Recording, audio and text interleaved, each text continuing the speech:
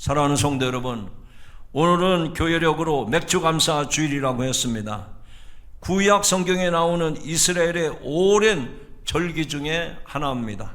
그런데 오늘날 우리가 도시에 살면서 농사도 짓지 아니하는 우리에게 보리를 수확하고 드리는 이 맥주절은 과연 어떤 의미가 있을까요? 저 마트에 가서 언제든 쌀과 보리를 살 수 있는 여러분들에게 이 절기가 식상하거나 아니면 나와 관계없는 것처럼 느껴지지는 않았습니까? 러시아의 대문호 톨스토이는 그의 저서 참회록에서 인생에 대해서 이렇게 갈파를 했습니다. 끝없는 광야를 걷는 것과 같다. 이게 무슨 얘기일까요? 우리 인생은 요즘 AI 시대에 모든 것을 꿰뚫어보고 모든 것을 다 예견할 수 있는 시대지만 실제로 우리 인생은 한 치 앞도 알 수 없고 메마르고 갈증나는 것이 바로 우리가 사는 세상이라는 얘기입니다. 이스라엘 백성들에게도 그랬습니다. 40년의 거친 광야 생활을 끝내고 마침내 가나안 땅에 정착해서 내 손으로 땅을 일구어 얻었던 첫 보리수확, 그것이 바로 맥주절의 시작이었습니다.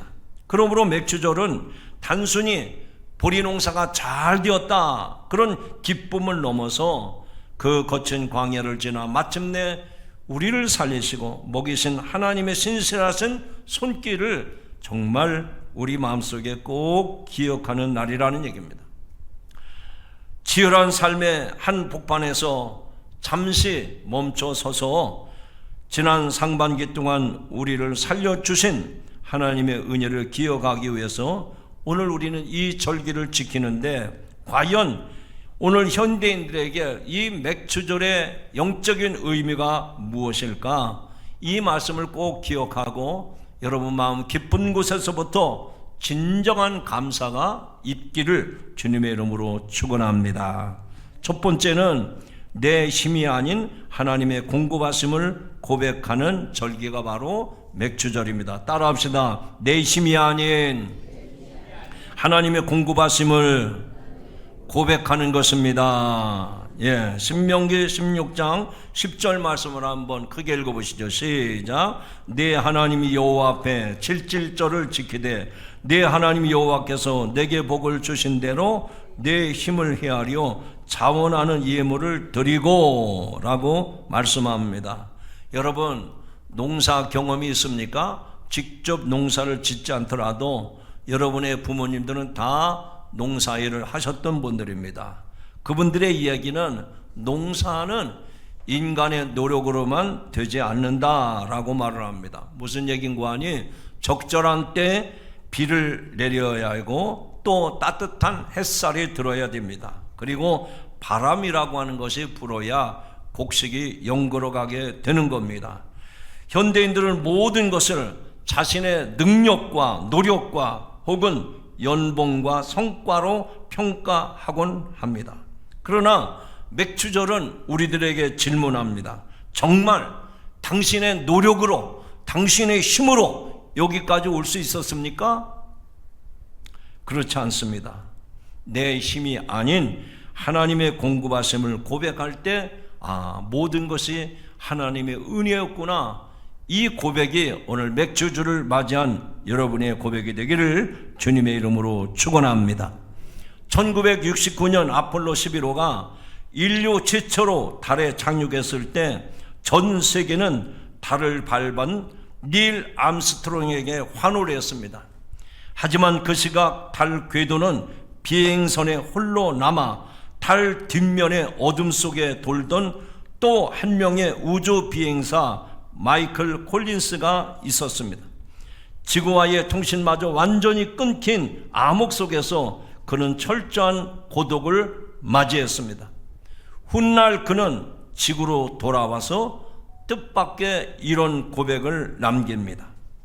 저 달 뒷면의 어둠 속에서 내가 깨달은 것은 내가 가진 기술이나 우주선의 완벽함이 아니었습니다. 거대한 우주 속에서 지구라는 작은 행성을 살려두시고 그 안에서 숨쉬고 살아갈 수 있도록 모든 산소와 중력, 햇빛을 거저 공급해 주신 창조주의 완벽한 돌보심이었습니다. 내가 한 것은 그저 그 공급하심 안에 머문 것 뿐입니다. 할렐루야. 그렇습니다. 우리가 달나라 여행 갈 정도로 그 정도의 실력, 그 정도의 과학, 그 정도의 지식이 있지만, 그러나 실제로 우리의 노력이나 우리의 지식이나 과학이 아니라 하나님의 은혜였음을 고백한 우주인의 이야기입니다. 현대인들은 자신이 이룬 성과와 연봉, 기술이 삶을 지탱한다고 믿습니다. 하지만 이 마이클 콜린스가 깨달았던 것처럼 우리의 숨 한 모금, 매일의 일상이 내 힘이 아니라 하나님이 우주 만물을 통해서 거저 주신 보이지 않는 공급하심의 덕분인 줄로 믿습니다. 사랑하는 성도 여러분, 올 상반기 우리가 숨쉬고 살아낸 모든 순간이 바로 하나님께서 때마다 순간마다 우리의 필요에 따라 공급하신 결과임을 오늘 이 예배 가운데 고백되어지기를 주님의 이름으로 축원합니다. 그러므로 이 맥주절은 올 상반기 나의 삶을 지켜준 내 능력이 아니라 보이지 않는 곳에서 바람과 햇살을 주신 하나님의 은혜였음을 진심으로 고백하는 이 아침이 되기를 축복합니다. 두 번째로 이 맥주감사절의 영적인 의미는 무엇일까? 첫 열매를 드리며 삶의 우선순위를 바로잡는 겁니다. 한번 읽어보시죠. 시작. 첫 열매를 드리며 삶의 우선순위를 바로잡는 것입니다. 자, 출애굽기 23장 16절의 말씀인데 한번 읽어보겠습니다. 시작. 내가 수고하여 밭에 뿌린 것에 첫 열매를 거둠이라. 여러분, 맥주절은 내가 수고하여 밭에 뿌린 것에 첫 열매를 거둠이라고 정의했습니다. 성경에서 첫 열매는 단순히 순서상의 첫 번째가 아닙니다. 그러면 뭘 얘기하는 거냐? 내 삶의 가장 귀한 것, 내 삶의 중심이 무엇이냐 하는 얘기입니다. 사랑하는 성도 여러분, 이번 맥주감사절을 지키면서 첫 열매를 드릴 뿐만 아니라 여러분의 삶의 우선순위가 하나님, 주님이, 성령님이 되시기를 주님의 이름으로 축원합니다. 축원합니다. 독학으로 세계적인 거장이 된 건축가 안도 다다오라는 일본 사람이 있습니다. 그는 집을 지을 때 독특한 철학이 있습니다. 그는 건축 의뢰를 받으면 그 땅에서 하루 종 해가 잘 들고 아름다운 빛이 들어오는 공간이 어디인지 밤낮으로 살핍니다. 그리고 가장 좋은 자리에 거실이나 안방 대신 가족들이 함께 모여서 대화하는 공간이나 그런 명상하는 그 방을 배치한다고 합니다. 그래서 지금 사진으로 보는 것이 그런 기준으로 건물을 건축한 것입니다. 건축주들은 이런 질문을 합니다. 왜 가장 비싸고 좋은 자리를 비워두느냐? 그렇게 물으면 그는 이렇게 대답을 합니다. 가장 좋은 빛이 들어오는 자리를 내 삶의 중심에 두어야 집안의 모든 동선과 가족의 삶이 그 빛을 중심으로 바르게 정렬되기 때문입니다. 여러분, 건축가도 가장 햇빛을 많이 받는 곳에 삶의 우선순위를 둔다고 하는데 그 건축뿐만 아니라 우리 인생의 집이 어디에다가 삶의 기준점을 두고 있느냐 하는 얘기입니다. 성경이 말하는 첫 열매는 바로 이 건축가가 말한 가장 좋은 빛이 드는 공간과 같습니다. 사실 우리는 늘 바쁘다는 핑계로 삶의 가장 좋은 시간과 에너지를 자기를 위한 일에, 세상을 위한 일에 먼저 쓰고 남은 찌꺼기 같은 시간을 하나님께 드리고 나옵니다. 내일부터 한 주간 특별 새벽 기도 한다고 그랬죠? 여러분, 그 기도는 여러분이 집에서 해도 돼요. 꼭 내일 할 필요가 뭐 있습니까?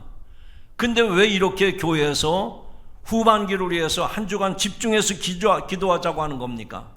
우리의 중심을 보시는 하나님께서 삶의 중심을 어디에다 두고 있는가를 우리들을 면밀히 보시기 위해서 우리에게 한 주간 기도회를 허락하신 줄로 믿습니다.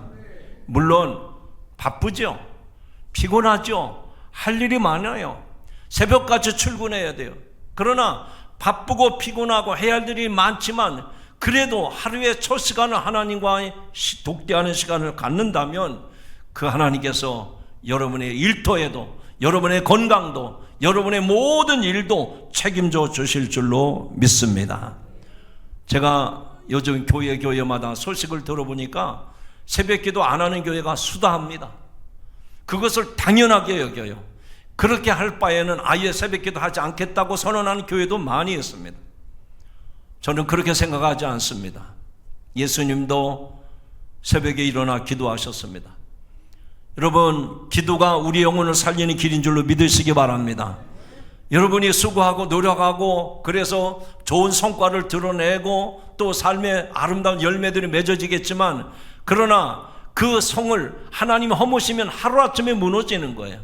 그러나 기도로 여러분의 인생을 세워간다고 하면 결코 무너지지 않는 견고한 성이 될 줄로 믿습니다. 이제 7월 첫 주간 우리가 함께 모여서 기도하기를 원합니다. 지나온 반년 동안의 우리의 삶을 돌아보면서 발걸음마다 인도하신 에베네에셀의 하나님을 꼭 만나시고 그 하나님이 앞으로도 여러분과 함께 하시는 저 이스라엘 백성들을 구름기둥, 불기둥으로 인도하셨고 때를 따라 만나를 내려주셨던 하나님, 반석을 쳐서 생수를 내게 하셨던 그 하나님이 여러분의 하나님이 되시기를 바랍니다. 그리고 여러분도 그 삶의 우선순위에 하나님을 만나고 살아가는 하루하루가 되시기를 주님의 이름으로 축원합니다. 7월의 첫 주, 오늘 우리가 맥주감사주의를 지키는 것은 앞서 말씀을 드린 것처럼 내 삶의 가장 좋은 자리, 그것이 시간이든 그것이 물질이든 내 마음이든 하나님께 먼저 떼어 드리는 날입니다. 여러분의 마음이, 여러분의 중심이, 여러분의 인격이 이런 신앙회에 서 있다고 하면 후반기 나머지 삶도 하나님의 은혜 안에서 더 이상 혼란을 겪지 아니하고 바르게 정리될 줄로 믿습니다. 그런 은혜를 경험하는 한 주간 특별 기도회가 되시기를 주의 이름으로 축원합니다. 마지막 세 번째로 이 맥주감사절이 주는 영적인 의미는 무엇일까? 나 혼자가 아닌 이웃과 함께 기쁨을 나누는 절기가 되어야 한다 하는 얘기입니다. 한번 크게 읽어봅시다. 시작. 나 혼자가 아닌 이웃과 함께 기쁨을 나누는 것입니다. 여러분, 신명기 16장 11절에 보면 맥주절을 지킬 때 나 혼자 즐거워하지 말라고 말씀하셨습니다. 한번 성경 구절을 크게 읽어봅시다. 시작. 너와 내 자녀와 노비와 내 성중에 있는 레위인과 및 너희 중에 있는 객과 고아와 과부가 함께 즐거워할지니라. 아멘. 여러분, 이 맥주감사주일은 그야말로 하나님의 은혜에 대해서 감사하는 것 아닙니까? 여러분 모두가 다 감사한 일이 있을 거예요. 좋은 일이 있을 거예요.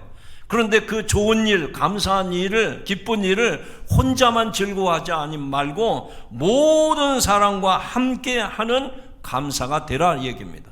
쉽게 말하면 오늘 이 본문에 나타난 말씀을 보면 사회적인 약자, 소외된 이들, 그리고 내 곁에 있는 모든 식구들과 함께 나누는 공유의 기쁨, 공유의 감사가 되라 하는 얘기입니다. 제가 보니까 요즘 우리가 사는 세상이 점점 분업화되고 핵가족화되고, 그래서 심지어는 부부도 잠자리를 같이 하지 않는다고 그래요. 귀찮다고 그래요. 냄새 난다고 그래요. 피곤하다고 그래요. 그래서 부부들도 따로 각방을 쓴다고 그럽니다. 형제들 간에도 서로 등을 돌리고 살아갑니다. 여러분, 그것이 성경이 가르치는 말씀입니까? 우리의 편리함 때문에 나의 구속, 나의 어떤 것이 구속받는 것 같아서 그것이 불편하다고 생각이 되십니까? 한번 그렇게 여러분들이 자유롭게 살기를 원하시면 계속 개인주의로 나가보십시오. 세상의 고아가 되는 겁니다. 세상의 나그네가 되는 거예요. 우리 연세가 많으신 어르신들에게 물어보십시오. 왜 나이를 드실수록 외로워지십니까? 왜 우울하다고 생각하십니까? 가족이 있음에도, 성도들이 있음에도, 이웃이 있음에도 외롭다는 거예요. 우울하다는 거예요. 여러분, 공유하지 않기 때문에 그래요. 서로 네트워크가 이루어지지 않기 때문에 그런 거예요. 직선적으로 말씀을 드립니다. 예배는 내가 드리지만 성도들과의 간섭은 필요 없습니다. 나는 하나님을 알고 하나님을 믿지만 나는 성도들과 이러쿵 저러쿵 교제하는 건 원치 않습니다. 그러니 신방 오는 것도 원치 않습니다. 여러분, 그게 정말 잘하는 일입니까? 그게 정말로 바람직한 일입니까? 스스로 자기 무덤을 파는 것과 똑같습니다. 여러분, 인간은 사회적인 동물입니다. 달리 말하면 자기 혼자 살 수 없는 존재라는 거예요. 그런데 우리는 공동체 안에 있으면서도 자꾸만 고립시켜 나가고 있어요. 오늘 이 맥주절의 이 의미를 가만히 생각해 보십시오. 감사하는 것은 개개인이 하나님 앞에 감사할 일입니다. 하나님 앞에 기뻐하며 하나님 앞에 찬양하는 일인데, 왜 사회적인 약자들, 소외된 사람들, 어려움 중에 있는 사람들, 나그네 같은 사람들, 왜 그런 사람들과 함께하라고 그랬을까요? 거기에 진정한 감사가 있고 거기에 진정한 하나님의 은혜를 깨닫는 비밀이 있기 때문인 줄로 믿습니다. 오늘날 현대사는 극도의 개인주의 파편화로 멍들어가고 있습니다. 맥주절은 내 손에 쥔 열매를 보면서 곁에 지치고 있는 외로운 이들을 돌아보라고 권면합니다. 바로 하나님의 은혜는 이런 공동체를 통해서 우리에게 또 다른 사람들에게 하나님의 은혜가 흘러가기 마련입니다.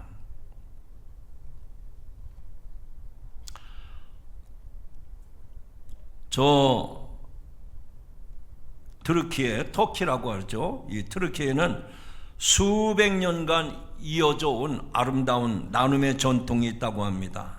그 전통을 mon고하니 아스키다 에크메크 그들의 말이죠. 근데 이게 무슨 얘기인가 하니 고리에 걸려있는 빵, 고리 위에 걸려있는 빵, 이런 이야기입니다. 이게 무슨 얘기인가 하니 누군가가 빵집에 와서 자신과 가족이 먹을 빵을 사면서 그 중에 빵 한두 개 값을 지불하고 그 빵 한 개는 고리 위에다가 빵을 걸어 놓는다는 겁니다. 그래서 빵을 사면서 하나는 아스키다에 걸어주세요. 그 고리 위에다가 내가 빵 중에 하나를 걸어 놓고 가겠습니다. 그러면 점원은 그 영수증이나 빵을 가게 고리에 걸어둡니다. 이후에 돈 없이 굶주린 이웃이나 나그네가 지나가다가 저 고리에 빵이 있나요?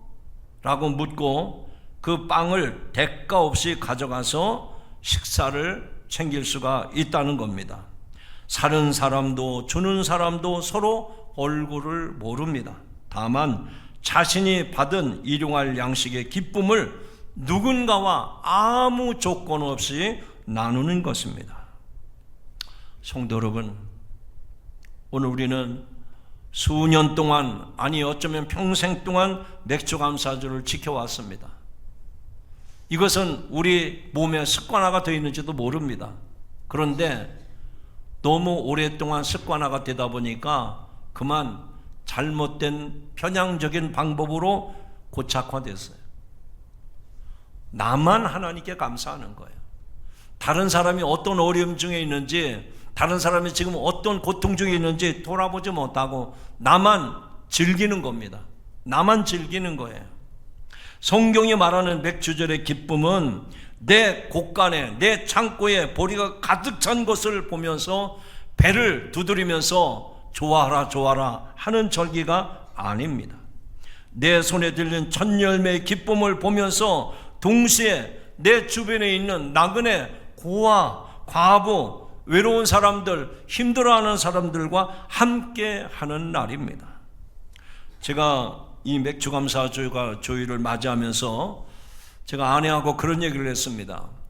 이 맥주감사 주일날 교회 점심을 어떻게 먹으면 좋을까? 제가 제안을 했어요. 이번 맥주감사 주일날은 뭐 비빔밥을 하나 아니면 뭐 김치찌개를 하나 그런 거 하지 말고 그냥 보리빵 하나에다가 커피 먹고 말았으면 좋겠다. 제가 아내한테도 왜 보리빵을 먹었으면 좋겠다는 얘기 설명을 하지 않았어요.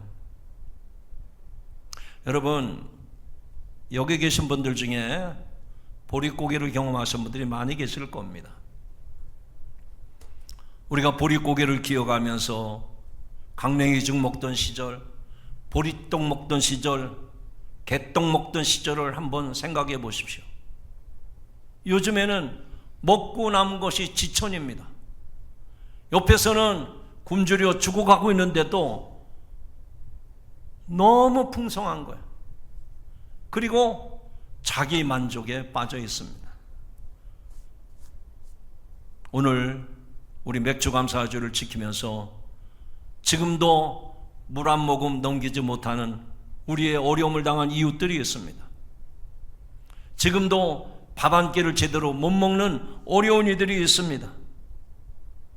여러분, 그런 분들을 생각하면 내가 지금 건강한 것, 그것 자체가 축복이요, 하나님 앞에 감사해야 할 일인 줄로 믿습니다. 우리가 지금까지 하나님의 은혜로 건강을 지켜왔는데 이제 후반기에도 나 혼자만 건강을 챙기는 것이 아니라 내 주변에 힘들고 어려운 사람들을 위해서 중보기도 하고 그들의 손을 붙잡아주고 그들을 한번 찾아가 보고 그들과 따뜻한 차 한 잔을 나눈다면 그것이 바로 천국이 되고 그것이 바로 하나님 나라가 될 줄로 믿습니다. 이제 오늘의 말씀을 맺으려고 합니다. 사랑하는 성도 여러분, 우리는 거친 우주 속에서 우리를 숨쉬게 하신 하나님의 완벽하신 공급을 보았습니다. 또 삶의 가장 좋은 자리를 하나님께 내어드리는 인생의 우선순위, 어떻게 우리 인생이 정렬되어야 되는지를 오늘도 말씀을 통해서 깨달았습니다. 또 한 가지, 내 손에 빵을 이웃의 고리에 걸어두는 이 기쁨, 진정한 나눔이 무엇인가도 오늘 말씀을 통해서 들었습니다. 프랑스의 사상가 시몬 베유는 이런 아름다운 말을 남겼습니다. 감사란 과거에 베풀어진 은혜를 향한 마음의 보답일 뿐만 아니라 미래의 거친 길을 걸어갈 수 있도록 만드는 가장 강력한 영적 에너지를 축적하는 일이다. 따라합시다. 감사는 영적인 에너지를. 볼륨을 크게 하지 마세요. 크게 하지 말고 제 볼륨 정도만 하세요. 네? 아셨죠? 지난번 제가 너무 크게 해가지고 놀라신 분들이 많이 계시더라고요. 그래서 제 볼륨 정도만 하세요. 감사란 영적인 에너지를 축적하는 일입니다. 여러분, 보신을 위해서 맛있는 거 드시죠? 인삼, 홍삼, 뭐 여러 가지 드시잖아요. 그거보다 100배, 1000배 효과가 좋은 게요, 감사합니다. 오늘 우리는 맥주감사주를 맞이했습니다. 여러분의 마음에서 진정한 감사가 넘친다면 여러분의 영혼을 윤택하게 할 뿐만 아니라 여러분의 관절과 여러분의 모든 핏줄까지 건강으로 회복될 줄로 믿습니다. 우리가 맞이할 하반기 6개월도 분명 만만치 않을 것입니다. 경제적인 파도도 여전할 것이고 여러분 삶의 광야는 때로 여러분을 지치게 하고 여러분을 또 목마르게도 할 것입니다. 하지만 두려워하지 마십시오. 오늘 드리는 온전한 이 감사가 영적인 에너지가 되어서 다가올 하반기를 향한 믿음의 승리자가 되게 할 줄로 믿습니다. 맥주감사주일은 과거에 머무는 날이 아닙니다. 받은 은혜를 디딤돌 삼아서 다가올 하반기는 새로운 광야를 향해 믿음의 발걸음을 내딛는 첫날이 되는 것입니다. 삶의 바쁜 걸음을 멈추고 가장 소중한 그 첫 마음과 감사를 하나님께 올려드리시기를 바랍니다. 그리고 내 이웃, 내 가족, 내 형제들과 그 따뜻한 은혜를 함께 나누시기 바랍니다. 우리의 하반기는 메마른 광야가 아니라 하나님의 신실한 동행이 가득한 축복의 여정이 될 줄로 믿습니다. 예배드리는 여러분들에게 이런 은혜가 늘 함께 하시기를 주님의 이름으로 축원합니다. 축원합니다. 기도하십니다. 사랑과 은혜의 하나님 아버지, 메마른 광야 같은 세상 속에서도 지난 상반기 동안 우리의 호흡을 지키시고 신실하게 공급해 주셨음에 감사를 드립니다.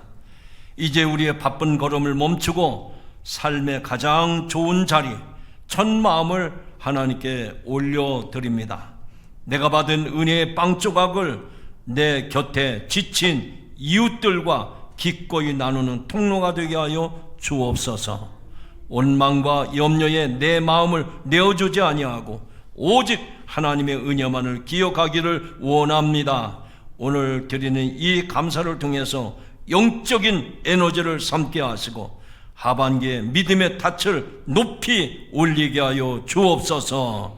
우리 구주 예수님의 이름으로 감사하며 기도드리옵나이다. 아멘.